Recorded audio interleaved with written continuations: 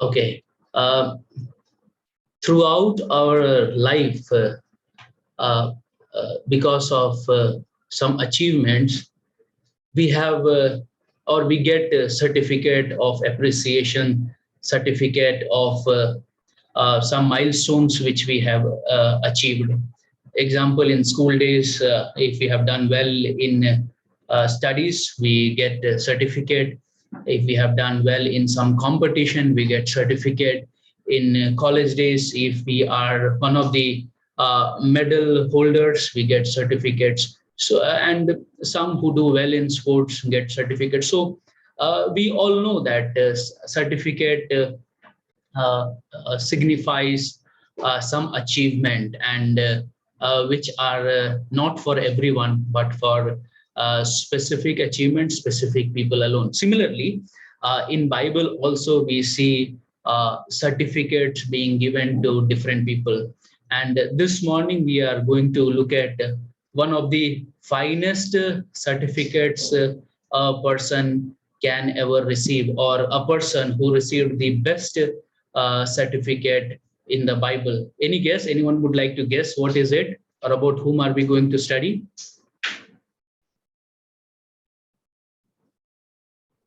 Paul? Job. Job. Yes. Okay. So the best of certificate is what Job received, and this morning we are going to look at the life of Job. I hope my screen is visible. Yes. Okay. Okay. The best certificate. Now we are going to look at the life of Job. The meaning of Job is persecuted one, or the hated one. Okay, we don't know why his parents named him so, but that's how the name is, and that's the meaning of the name.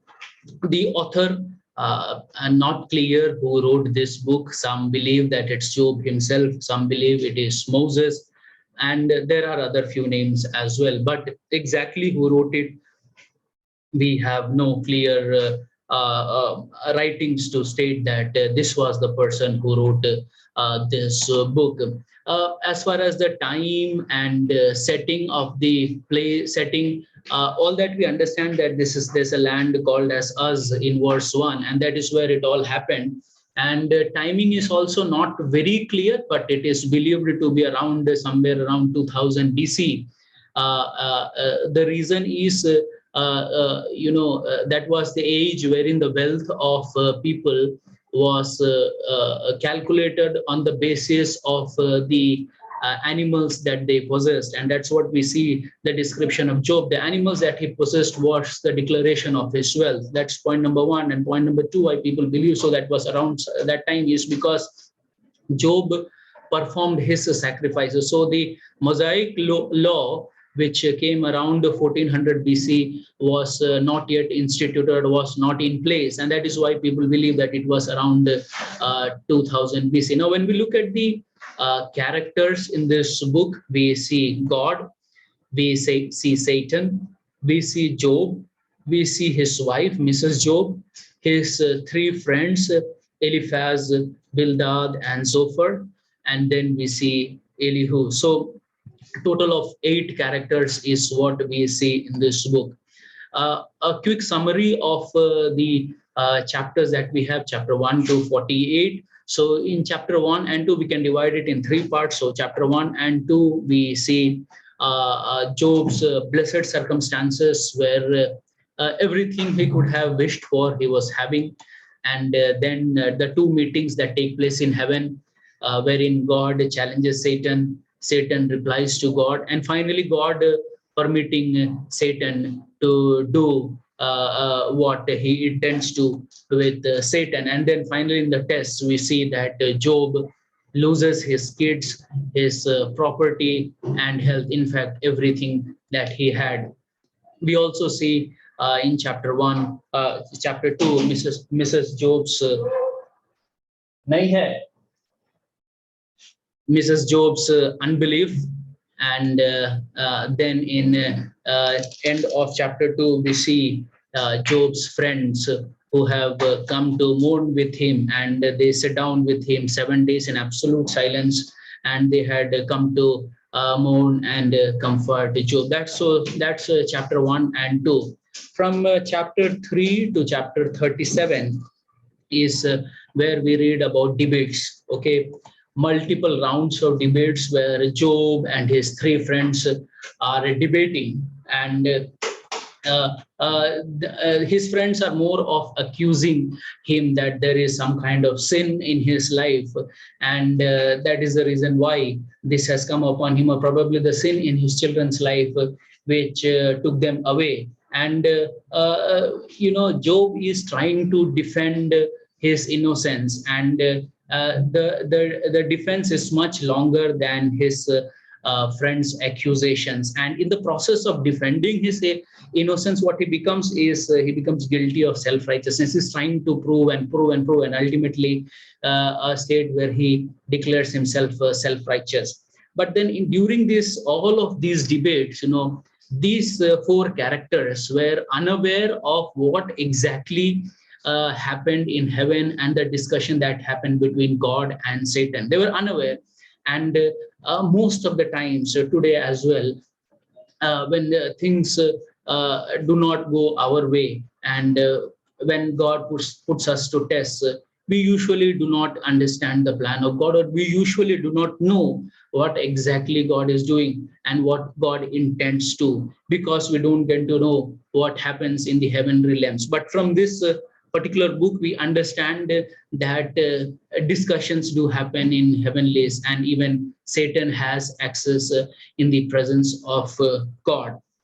Then chapter 38 to 42 is where God is speaking to Job, and it starts with chapter 38 verse 1 starts with God speaking to Job through a whirlwind, and God asking many a questions, and Job has no answers. In fact, Job does not get answers to his many of the questions that he had. Why that problem to him, why it all happened to him, that was up to God. And then finally we see that he is delivered, and Job's friends are also delivered, and finally everything is restored to Job, and his later days were much better than his former days. So this is a glimpse of chapter 1 to chapter 42. Now we are going to look at the best certificate, and when I say best, the Bible calls it the best because this was unique, and this was given only to Job. He was the only one who was found to be of this kind during those days. We'll read Job chapter 1 verses 1 to 3. Rakesh brother can read please. Job chapter 1 verse 1, 2 and 3. उस देश में अयूब नाम का एक पुरुष था। वह खरा और सीधा था और परमेश्वर का भय मानता और बुराई से दूर रहता था। उसके 7 बेटे और 3 बेटियां उत्पन्न हुई। उसके 7,000 भेड़ बकरियां, 3,000 ऊंट, 500 जोड़ी बैल और 500 गधियां और बहुत से दास दासियां थीं। वरन उसके पास इतनी संपत्ति थी कि पूर्वी देशों के लोगों में वह सबसे बड़ा था। Okay, in these 3 verses, we read 4 wonderful qualities of Job. Okay, one is he was perfect. Second was he was upright. Third was he feared God. And fourth, he eschewed evil, or he shunned evil, or he hated evil. Okay, 4 qualities of a man called as Job, who lived in the land called as us. Okay, and we see that he had 7 sons and 3 daughters. We also see a description of his possession, and that's massive. Huh? Though I have not seen, but I've heard my father speak about the goats that they had in their home, the buffaloes that they had.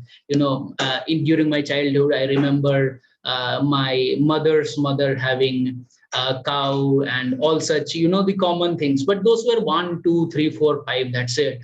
But just look at the count that Job had. It was massive. Okay, 7,000 sheep. You can just imagine 7,000 sheep. From where you lift your eye to where you can look up, and probably that much of land would be needed to accommodate all of these animals. 7,000 sheep, 3,000 camels, 500 yoke of oxen, and 500 she asses, and a very great household. And his possession was so much so that he was greatest of all the men of the East.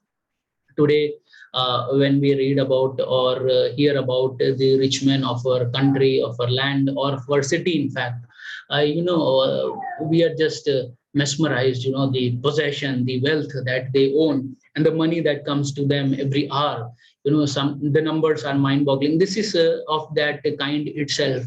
He was the greatest among the men of the East. There was none like him in his riches, but at the same time there was none like him when it came to his godliness. So riches, or being rich, is not against the Bible. uh, at the same time, it does not make someone ungodly. But as Varghese uncle often states, money is a good servant, but a bad master. So Job was someone who could handle money well and keep money as a servant, or his possessions as a servant, and it never became his driving force. But he saw it differently, and that is what we are going to. I'm sorry.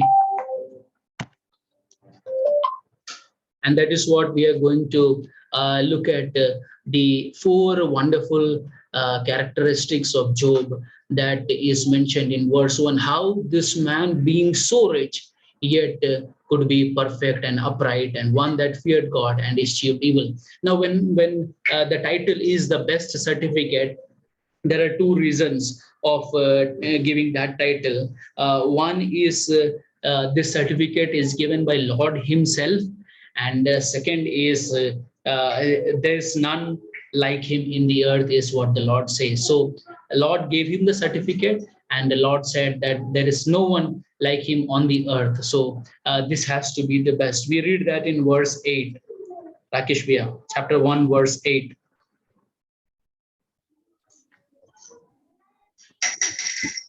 यहोवा ने शैतान से पूछा, क्या तूने मेरे दास अय्यूब पर ध्यान दिया है, क्योंकि उसके तुल्य खरा और सीधा और मेरा भय मानने वाला और बुराई से दूर रहने वाला मनुष्य और कोई नहीं है.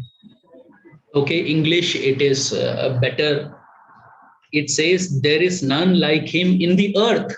Okay, Lord calls him, calls him servant, and asks Satan, have you considered my servant? So that's a wonderful title. If God calls Job a servant, there cannot be a better title for Job. God calls him not just once, but in chapter 2, verse 3, again the Lord calls Job his servant, and again talks about the four unique or special characteristics that Job exhibited through his life. So this is the best. The Lord gave the certificate, and there was none like Him. So this is something which we are going to study upon this morning. God is always searching. Okay, when we were learning Chronicles, we saw about the eyes of the Lord run to and fro. Yes, it runs to and fro to show Himself strong in the behalf of them whose heart is perfect toward Him. And that's what we read, that Job was perfect. And whom is God searching? God is always at search, but whom is He searching? He's searching for men who will be men for Him. Okay, when Samuel came to Saul, when he came to Saul, Samuel said to Saul that the Lord has sought out for Himself a man after His own heart. 1 Samuel chapter 13, verse 14. Though Saul was made the first king of the kingdom of Israel, but later he was not found to be fit, because he was not ready to obey. Disobedience is what was seen in Saul. And thereafter, the Lord told Samuel to go and tell Saul that the Lord has found someone who is after his own heart, who fits upon the standards of God. And God is always looking for such people. In Jeremiah chapter 5, 5, verse 1, we read, if you can find the last line of that verse says, if you can find a man, if there is one who does justice, who seeks truth. God is searching for a man who does justice, who seeks truth. And then Ezekiel 20, verse 30, if you remember, Varghese uncle had shared these words about the power of a prayerful life. And this was God searching for someone, at least one, who will stand in the gap between me and the city of Jerusalem so that I may not destroy. But God did not find one. If there was one person who was praying, if there was one person who was ready to stand between the land and God, he would have not have destroyed. So God is always searching for people and searching for godly men who will be sold out absolutely to follow him. God is looking for people who are devoted and who have only one objective, is to serve him, is to follow him through their sitting down, through their getting up, through their living a life in this world. So God is looking for such men. And we see that Job was of that kind. Job was fitting into God's standard. He is a classic example of a godly man. It was not just that in one phase of life he was godly, but in every phase of life we see that he was godly. Even when he lost everything, when we don't get what we actually dream of, what we actually desire of. Sometimes even when our needs are not met, we get weary, and our attitude towards God sometimes becomes questionable, and we fail to understand that beyond everything, behind everything is God, and He is absolutely in control. But here was Job, who not just lost something, but he lost everything on a single day. It looks like that everything happened simultaneously. What we understand, but probably if we look at our life, if we were in that state, we would have had a heart attack and we would have died. But here was a godly man who could take all of it and absorb. And then we read that after all that he had heard, he did not cry. He did not run around crying and exhibiting his sorrow and informing everyone in and around. Yes, he rent his mantle, he shaved his head, he fell down upon the ground. All that is fine, but we read that in spite of losing everything, he worshipped God. Is what we read. That's the level or the standard which Job has presented in front of us. So he is an example of a godly man. But at the same time, we must remember that he had passions like us, and the same limitations, the challenges that we face today, he was also one like us. But why he was successful, or why he got this certificate, was he loved and feared God above everything else. Everything came second after God. And Job, a man of great character. So this is the character that we are going to study today, the character of a godly man. Okay.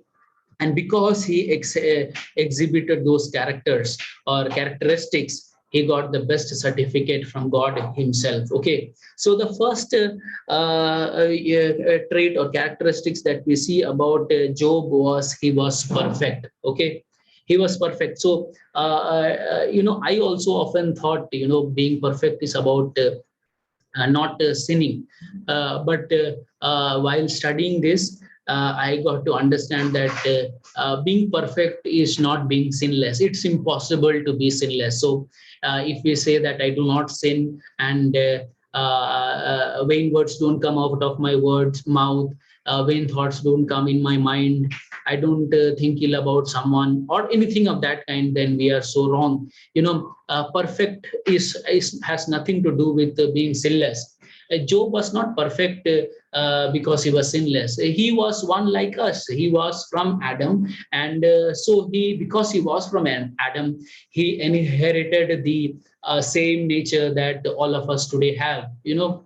How much soever we try to be holy and righteous, we know that we falter. And Job had that problem, and that is why at a couple of places Job asks God. We read that in chapter 6 verse 8. Chapter 6 verse 24, where he is asking God, cause me to understand wherein I have erred. I do err, but help me understand where I have had a problem, where did I fail.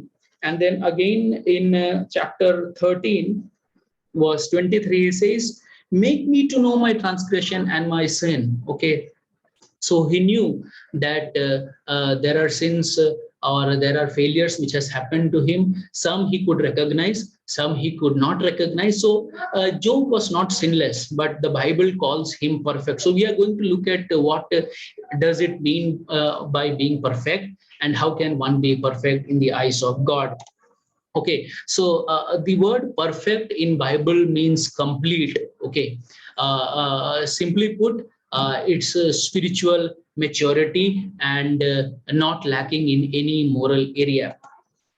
When people looked at Job, they saw his whole life as someone who lived a life of godly character. Okay, they saw a man of godly character. When people looked at him, they had nothing to point out to him that this is where you have gone wrong. This is where you could have done, you could have avoided this. There was nothing.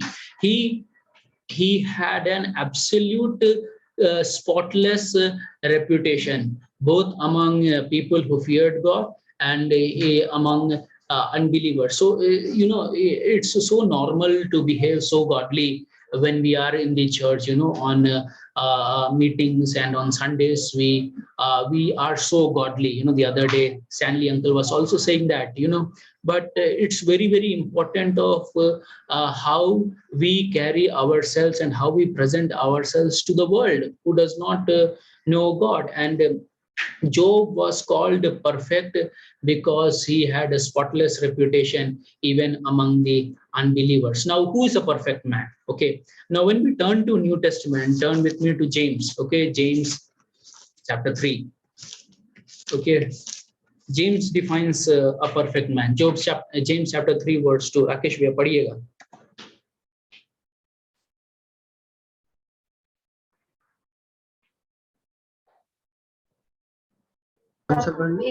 Which verse, brother? James chapter 3 verse 2. Okay.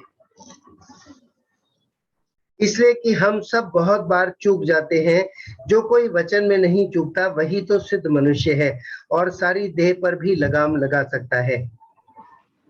जो कोई वचन में नहीं चूकता. I like the New Living Translation, and it is very, very clear. The NLT translation says, for if we control our tongues, we would be perfect and could also control ourselves in every other way. Okay, so being perfect starts with the tongue. Okay, now tongue is a difficult thing.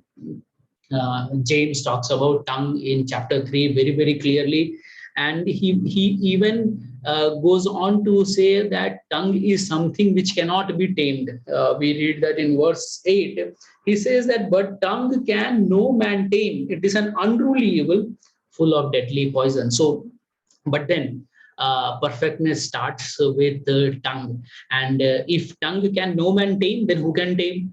Absolutely, by the grace of God and the power of Holy Spirit, one can tame tongue. So being perfect starts with the tongue. And a couple of months ago, Leslie uncle reminded us of that verse. Though I had read it many a times, it came to my mind then only, and from thereafter I have remembered that, Psalm 141 verse 3, which says, set a watch, O Lord, before my mouth, keep the door of my lips. Let's read that verse. Okay, Psalm 141 verse 3.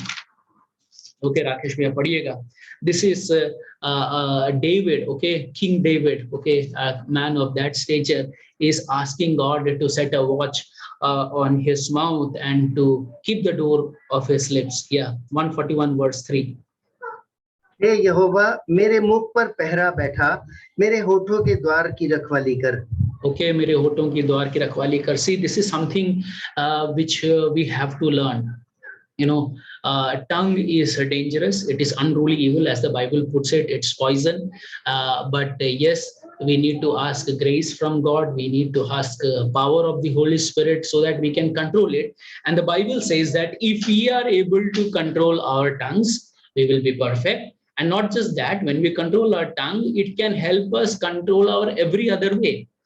Okay, so if we control what we say, we have a complete control over the whole body. Okay, so Job was such a man. He had his tongue in control. Okay, and because he could control his tongue, he could control his whole body. So we see him as perfect, who was someone who was someone who was he was someone who was self-controlled, a man of great integrity. So perfectness starts with tongue, and we as human beings cannot control tongue, but yes, with prayer and supplication it can be done. So let this be one of our prayers. Psalm 141 verse 3, set a watch, O Lord, before my mouth, keep the door of my lips. Let us all memorize this verse, and let us remember this verse every day when we get up, so that we only speak that which is necessary and that which is from God, avoiding every vain conversation, avoiding every vain talk,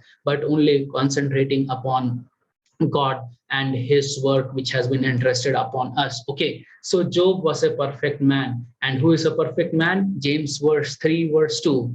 If we can control our tongues, we would be perfect, and then we can control ourselves in every other way. So remember this. Okay, now we will read a few verses. Okay, so it was not just that Job controlled his tongue. Okay, Job exhibited his perfect nature through his lifestyle also. It was very, very clear that it was not just about him. It was not just about him and his family and his possessions, but his life was about others as well. We'll read a few verses from Job chapter 31, verse 13 to 22. Okay, Job 31, verse 13 to 22. How did Job carry out his life, and why God called him perfect? Okay, it was not just about his tongue and controlling his body, but things beyond that as well. Yes, Job 31 verse 13 to 22.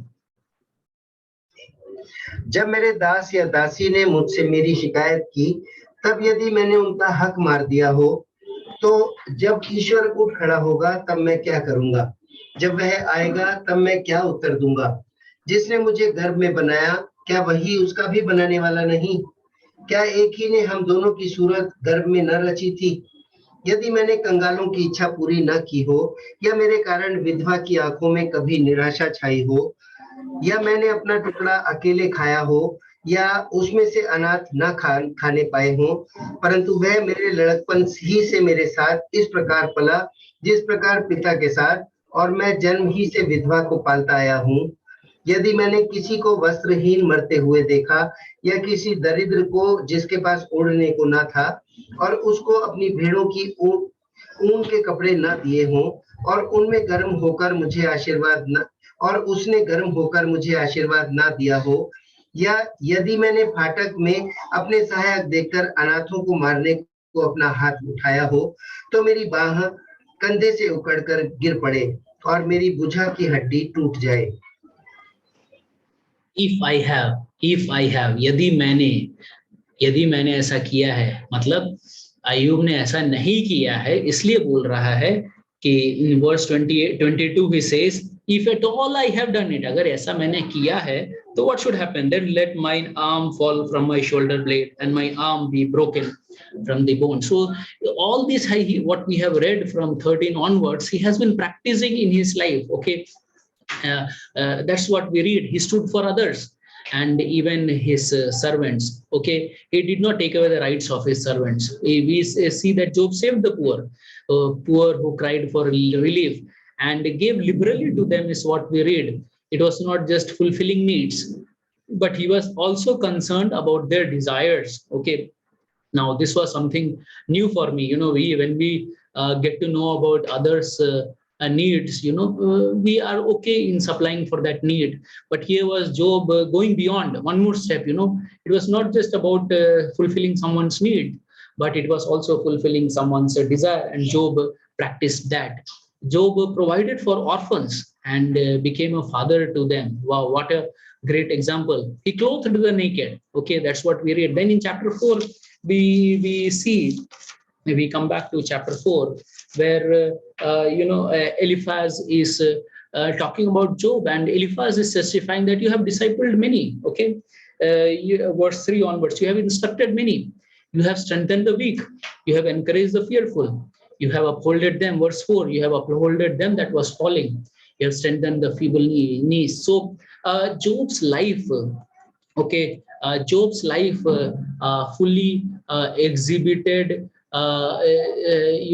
the godly characteristics. It was not just about controlling his tongue and speaking only that which was necessary, or speaking only that which was from God, or doing that which was about God. But every aspect of his life showed that it was not just about me and my family and my possessions, but it was about me, my family, my possession, and everyone whom I came in contact with. So that was Job, and that is a wonderful learning. So Job was perfect because he controlled his tongue, he controlled, and because of that, he could control his body. He was self-controlled, and then he exhibited his lifestyle through his concern for others, right from his servants to the poor, to not just fulfilling their needs but desires, taking care of orphans, clothing the naked, discipling many, strengthening the weak, upholding them that are falling, and strengthening the feeble knees. So this is something which we can learn about and also emulate in our life. Now we see that God repeatedly called Job his servant. Okay, why did he call his servant? He had a servant's attitude towards people. Okay, he talks about the one who made me in my mother's womb is the same who made the other person also in the womb. Okay, so he had that servant's attitude towards people. Okay, and a steward's attitude towards his possessions. Many a times, we have this tendency, and that's because the world shows us that, the world teaches us that, and when we live in this world, this also gets into our mind, that what we earn, what we build upon is mine, and for me and for my family. But remember Leslie Uncle some time ago. In fact, many a times he has shared about his friend, who used to write in his books, his by ownership, mine by stewardship. Okay, that should be our attitude as well. Everything that we have, every money that we earn is God's money. Okay,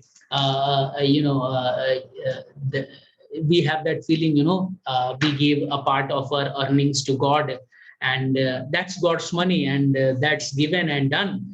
But we should also always remember that it's not just about a portion of the money that we give to God is God's, but the entire money that we earn, the possessions that we have. Let us have that steward's attitude towards all. Job had that attitude, and that's the reason why he could cater to so many people. And and God called him his servant. Okay, he understood this very well, that God had blessed him so that he could help the poor, the fatherless, the widows, the handicapped. Okay, that understanding God had. So let us also remember this when God blesses us, and sometimes the blessings overflows. Okay, and so much so, we should definitely ask God why so much has been given to me, what God intends to do with this money. We should definitely ask God. When our earnings improve, when God blesses us financially, always remember that it's not just for me. Okay, God has given us enough for our needs, but when extra comes, we must ask God this question: who should be given this money? Why God has given this in our hands, and what God intends to do? Job had that understanding. Okay, we have this commandment in the Bible, both in Old Testament and in New Testament, that love your neighbor as yourself. Job did not have that commandment. Huh? We have that commandment. God expects us to follow that. But Job, without that written commandment, we see that Job loved his neighbor. We don't know if all of them were neighbors, but whomsoever he came across, we see that Job loved him as himself, and he gave the best. Okay, his life did not revolve around himself or his possessions. Okay, so let us remember this of what Job did when people came to him, or when he saw people in need. So Job was perfect because he had a control over his tongue, a control over his body, and a concern for people around him. Then the second characteristics that we see about Job is that Job was upright. Okay, I'm sure we will be able to relate with this. You know, Hindi में हम बोलते हैं ना, वो सीधा है, ये टेढ़ा है. We often say that, you know, we look at people and we say that वो सीधा है, ये टेढ़ा है. So upright means that exactly. Okay, in some translations it is used as righteous or dharmic. Okay, but the actual meaning of upright is straight or correct or सीधा. हिंदी में सीधा. So Job was सीधा. Job was straight. Job was upright. Okay, correct. Okay, exactly living in the way God wanted. Okay, there was no chalaki. There was no crookedness. Okay, we have all come across people both inside the church and outside the church who are crooked, you know, and what they say in front of us is not exactly what is behind us. But Job was not of that kind. Okay, Job was upright. Okay, Job was straight, and he was living in the way God wanted. See, uprightness has to do with how God saw him. Okay, what we saw as perfect, जो पहला जो characteristic हमने देखा, जोब का जो trait हमने देखा, it was about Job and his relationship with the people around him. Okay, both the believers, unbelievers, whoever were near about him. How did Job carry out his testimony among the people whom he lived with? But being upright was something which has to do with how God saw Job. Okay, and God saw that Job was upright. He was righteous in front of God. It was his relationship with God. Job did that which pleased God, and not just what he or his culture thought was right. You know, the words pushes to us many things stating that this is right, this is right, this is right. But we know that in godly standards, most of it are not right. But Bible is more often opposite to what the world pushes to it. And so Job was not driven by his culture or what the world brought to him or what he thought was right. But Job did that which was pleasing God, and therefore he was called as upright. Okay. Now, what does it mean to be upright or righteous? Okay, सीधा होना या सही होना या धार्मिक होने का अर्थ क्या है? Okay, so it's about not deviating from God's standards. Okay, God's standards are very, very clear when it comes to do's and don'ts in Bible. The Bible is very, very clear. There, you know, there is no contradiction or no difference across the churches. Okay, when it says do's, it's like love your neighbor as yourself. It is very clear that what you have to do. Don't you should not have a god in any other god, or do not create an idol, do not steal, do not commit adultery. Those are the do's and don'ts are very, very clear. So God's standards are very, very clear in the Bible, and not deviating from God's standard is what it means to be upright. Okay. The second meaning of being upright is a boundary which has been set by God. Okay, both through His will and through His commandments, and a conscience has been given to us. So, remaining within that boundary, never crossing that, is what it means to be upright. Okay, remaining within the boundary. Okay. It also means not turning to the left or not turning to the right, which means that a no compromise life, you know, often for many things to be done in this world, there is a tendency to compromise, but being upright means no compromise. Come whatsoever, I will be like this. Okay. It can be exhibited in our life through clean business dealings. If we are involved in business of any kind, full-time business, part-time business, whatever, selling of something, buying something, clean business dealings. Okay, we can reveal our uprightness through clean business dealings. Okay, being honest, being trustworthy, we can exhibit our uprightness, being dependable, ethical. This is an age where ethics is lost. Okay, a life characterized by sincerity and a quest for perfection. So it's not just about being happy with where I have reached, but a quest, continuous quest for improvement, for perfection. From where I have reached, can I improve more? Is what it means to be upright. Okay, so doing right even when it is personally painful. Okay, many a times being godly costs us. Okay, probably much of time, probably many visits, probably much more money than what the world gives. We may have to shell out more, we may have to give out more. Not not following the standards which the world has kept, but following godly standards from most of the times is personally painful. But being upright is doing that because those are God's standards and those are boundaries which God has made. Okay, so ultimately, all in all, it's not just about talking, but about walking, and walk matching the talk. So being upright or righteous is what we have just looked at, matching God's standards, remaining in God's boundaries, and walking a straight path, a no compromise life. And these are some of the areas of our life where we can show our uprightness. And remember that it is about God, our relationship with God. Perfect has to do with the people around, but uprightness has to do with our relationship with God. And God certified that Job not just was right with the people around, but he was right with God as well. Okay, the third characteristic that we read about Job was he feared God. Okay, now, a fear of God in the Bible is usually defined as reverence or awe. Okay, why Job could be perfect and upright?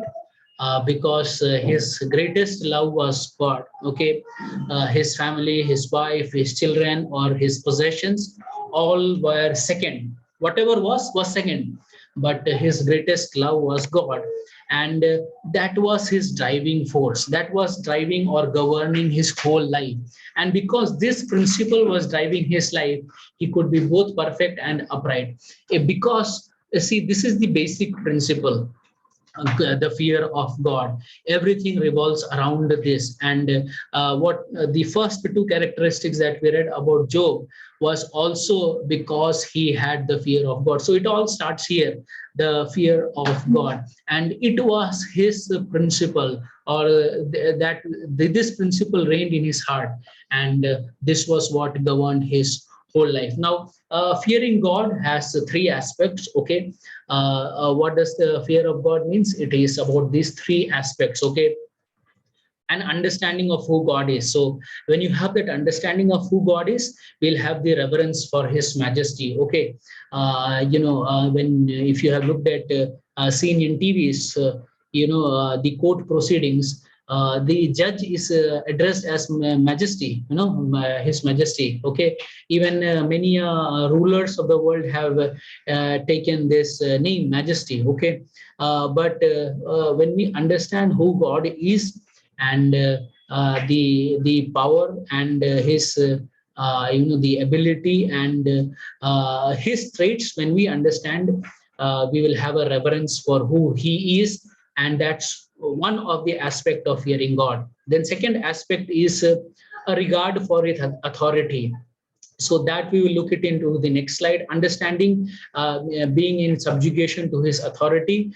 And then third, a fear of his punishment. That so fearing God has three aspects: understanding who God is, being in absolute subjugation to Him, and third, the fear of His wrath. So Job had these three. When God calls him as someone who feared God, Job had the clear understanding of who God is, and hence he revered God. He was in awe of His majesty, and then he was ready to be under the lordship, under His lordship, and he feared the punishment from God. Okay, so that's the meaning of fearing God. So, which means that when we talk about this is something which we can practice in our life, or which God expects us to be following, is be aware of God's authority over us. Okay, God is supreme.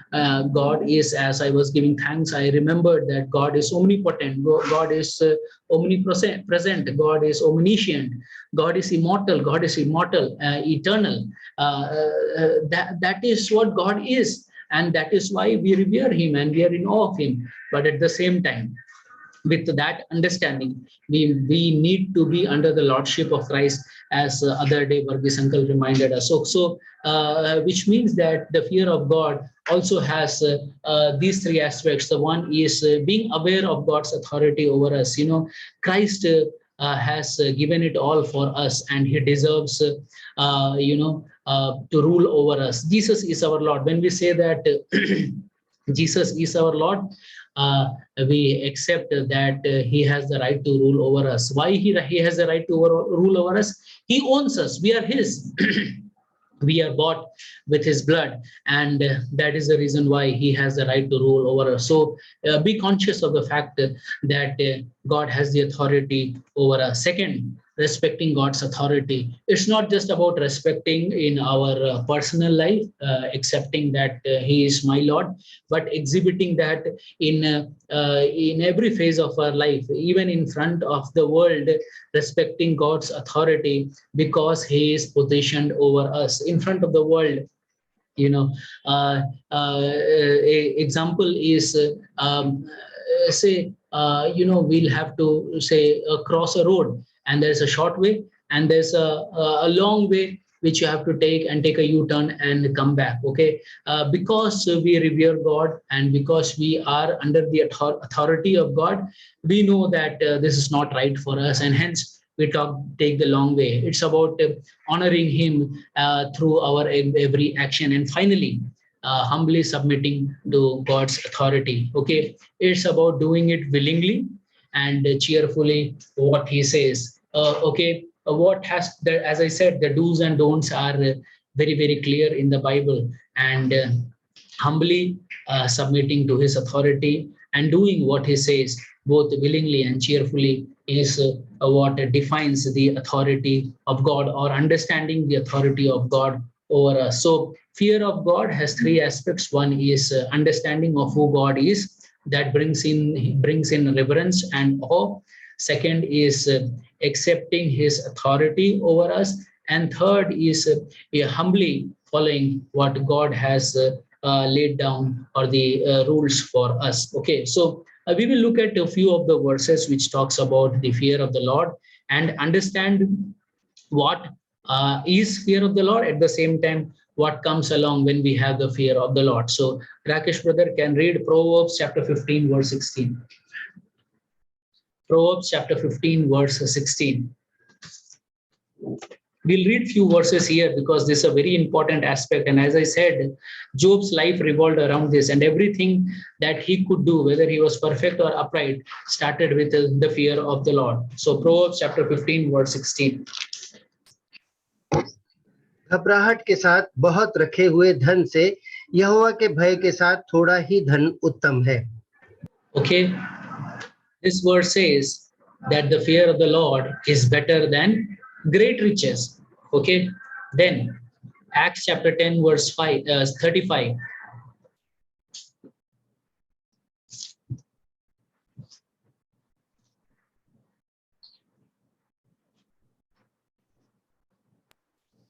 वरन हर 10 का 35 ना भाई. Yes, प्रेरितों का काम. Yeah. वरन हर जाति में से जो उससे डरता और धर्म के काम करता है, वह उसे भाता है. Okay, it pleases him. So even in Psalm 147 verse 11 says, the Lord taketh pleasure in them that fear him, in those that hope in his mercy. So this is something which is acceptable and pleasing to God. Okay, it pleases him. Fear of God pleases God himself. Okay, then Proverbs chapter 14 verse 27.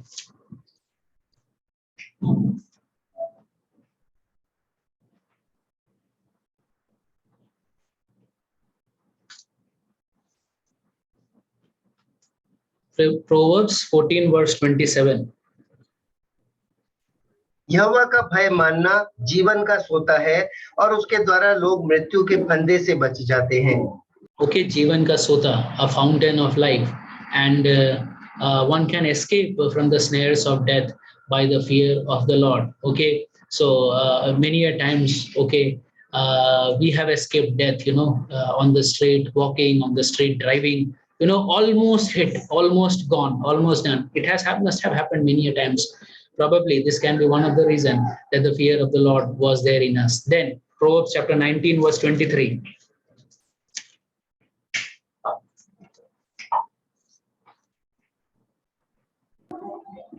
यहोवा का भय मानने से जीवन बढ़ता है और उसका भय मानने वाला it leads to and prolongs life. The fear of the Lord tendeth to life. Okay, it leads to and prolongs life. Oh, who wants to live a long life? Okay, this is the secret, the fear of the Lord. Yeah. Psalm 112 verse 1, very important verse here. Verse 1, 2, 3. 1 से 3 पढ़िएगा. Psalm 112 verse 1 to 3. यहाँ की स्तुति करो, क्या ही धन्य है वह पुरुष जो यहोवा का भय मानता है और उसकी आज्ञाओं से अति प्रसन्न रहता है. उसका वंश पृथ्वी पर पराक्रमी होगा, सीधे लोगों की संतान आशीष पाएगी. उसके घर में धन संपत्ति रहती है और उसका धर्म सदा बना रहेगा. Okay, it brings blessings for generations. The fear of the Lord brings blessings for generations. Then आप पढ़िएगा Ecclesiastes, Psalm, I'll read Ecclesiastes chapter 8 verse 12 and 13.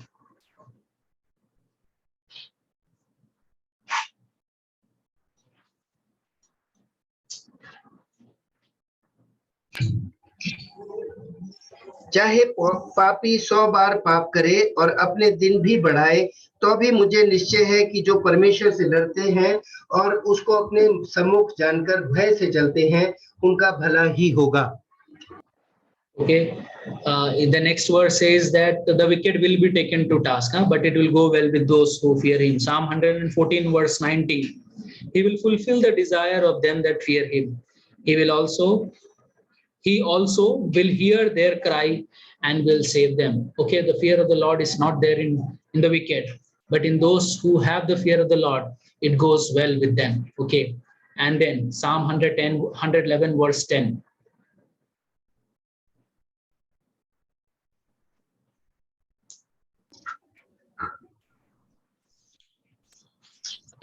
बुद्धि का मूल यहोवा का भय है.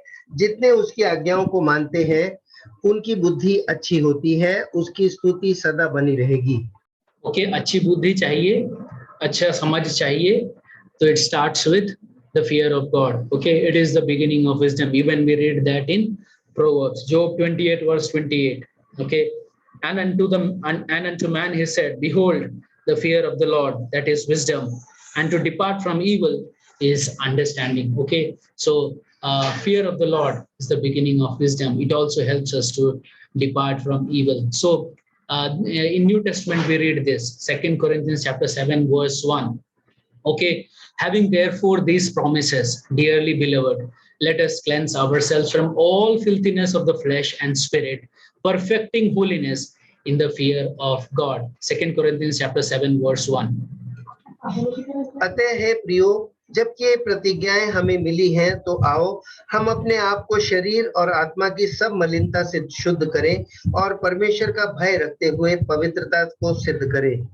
ओके, परमेश्वर के भय रखते हुए पवित्रता को सिद्ध करें. Improving upon from where we have reached, not going back, but improving upon in the fear of God. Okay, what are the promises that we have received?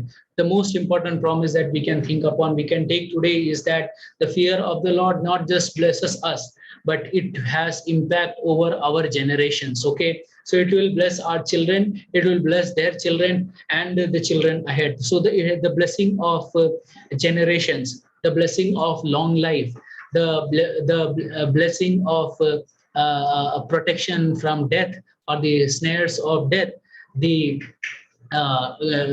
good understanding, okay, is what is promised through the fear of God. So when we have these promises, let us leave aside all the filthiness, both of flesh and in the spirit, perfecting holiness in the fear of God. So one more prayer I want to leave this morning with all of you is Psalm 86 verse 11. This is something which we can pray about. Psalm 86 verse 1. Okay, 86 verse 11, it says, teach me thy way, O Lord, I will walk in thy truth, unite my heart to fear thy name.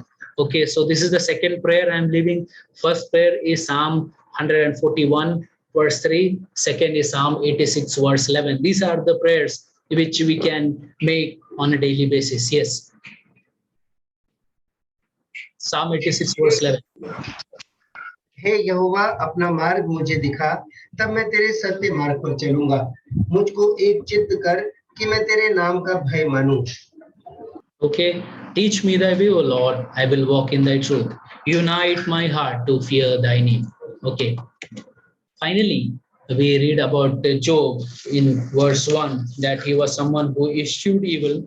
In some translation, it is saying he shunned evil or hated evil. Okay, so it was about being away from or being cautious and an absolute understanding that this can lead me to sin. That's the meaning of eschewing evil, to keep away from or to be cautious. Okay, why was Job cautious? Job was cautious because he was afraid to sin. He knew that sin brings punishment from God. Okay, he was absolutely conscious that if I commit sin, I will be held responsible. I will have to pay a penalty for it, and it might also bring trouble for my children. Okay, and therefore he was cautious, and therefore he was afraid to sin. At the same time, why he hated evil? Because he knew the power of sinful flesh. Okay, flesh is very powerful, it has great power, it has great a power of attraction. Okay, so in the New Testament in 1 Thessalonians chapter 5 verse 21 and 22, it calls us to have that same quality. Okay, an understanding of the power of sin and being cautious, and then to be keeping away. Okay, so when you are cautious, when you keep away, it prevents you from being tempted, being tested, and when you are away from such things, the chances of falling into sin is very, very less. And that is what Job did. And that is what 1 Thessalonians is reminding us. Prove all things. Okay.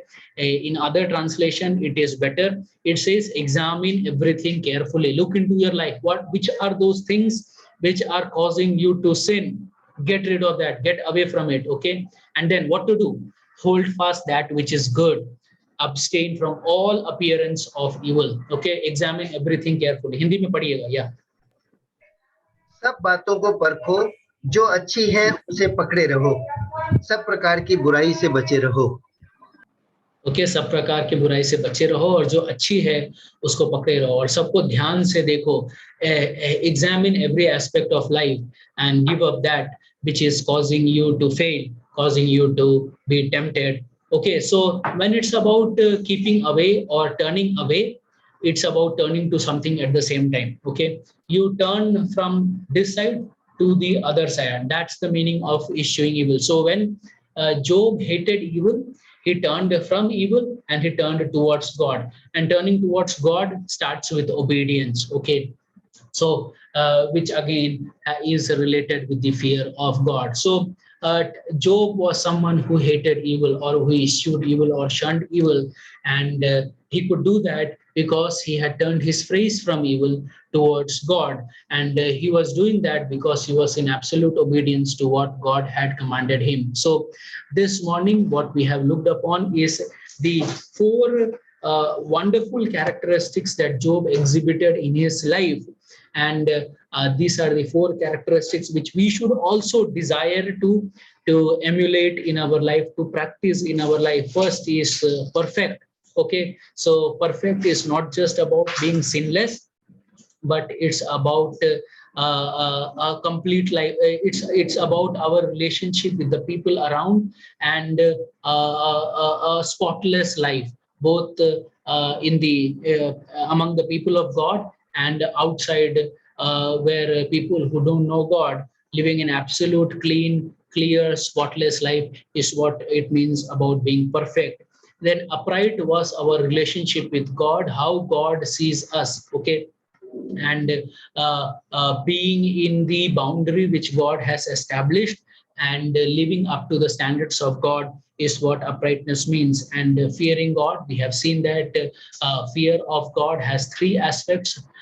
One is an understanding of who God is, and second is being conscious of His authority, and third, humbly following what God has ordained, which encompasses every aspect of life, both in the family life, in all aspects of life, whether it is family life, whether it is church life, whether it's professional life or the world.